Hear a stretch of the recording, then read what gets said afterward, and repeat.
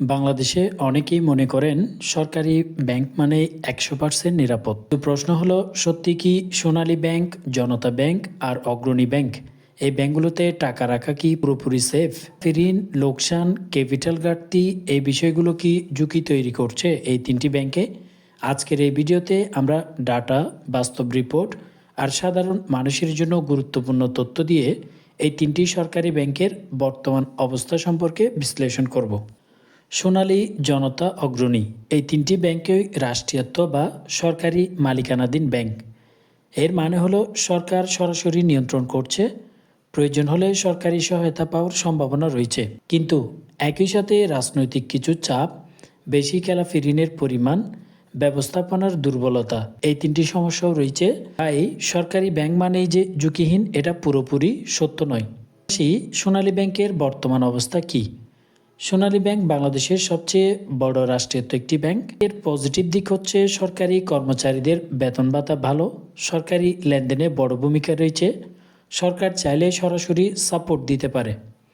কিন্তু নেগেটিভ দিক এবং ঝুঁকির মধ্যে রয়েছে খেলাপি ঋণের পরিমাণ তুলনামূলকভাবে বেশি, লাভজনকতা কম অর্থাৎ কম ইন্টারেস্টের পরিমাণ, অনেক পুরনো ঋণ এখনও আদায় করা সম্ভব হয়নি এই ব্যাংকটির।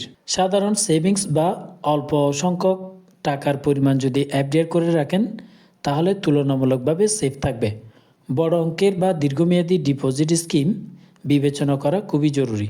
আসি জনতা ব্যাংকের বর্তমান অবস্থা নিয়ে। জনতা ব্যাংক দীর্ঘদিন ধরেই কর্পোরেট ও সরকারি প্রতিষ্ঠানের সাথে যুক্ত। ব্যাংকের পজিটিভ দিক হচ্ছে বড় নেটওয়ার্ক রয়েছে, সরকারি বিভিন্ন প্রকল্পের সাথে যুক্ত রয়েছে, রাষ্ট্রীয় সাপোর্ট পাওয়ার সম্ভাবনা রয়েছে।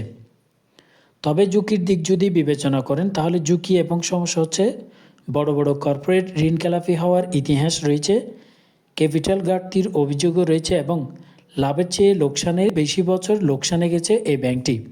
সেভিংস অ্যাকাউন্ট করলে সবচেয়ে বেশি নিরাপদ। বড় এফডিআর বা ডাবল বেনিফিট স্কিমে আগে ভালোভাবে যাচাই করা উচিত এই ব্যাংকে যদি করতে চান সেক্ষেত্রে। হলো অগ্রণী ব্যাংকের বর্তমান অবস্থা।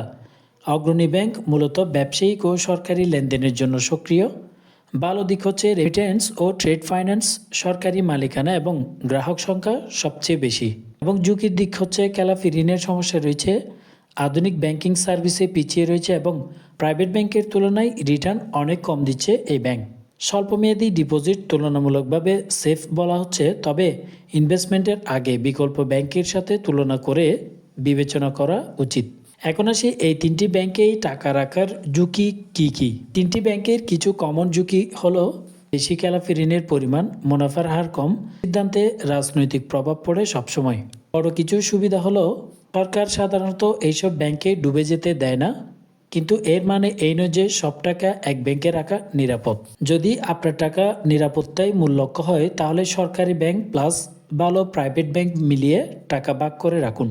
এক ব্যাংকে সব টাকা না রেখে দীর্ঘমেয়াদী এফডিআর করার আগে ব্যাংকের রিপোর্ট ভালো করে যাচাই করুন। আপনারা অনেকেই জানতে চেয়েছেন এই তিনটা ব্যাংক সম্পর্কে বিস্তারিত, তাই বিস্তারিত আপনাদেরকে জানানো হলো।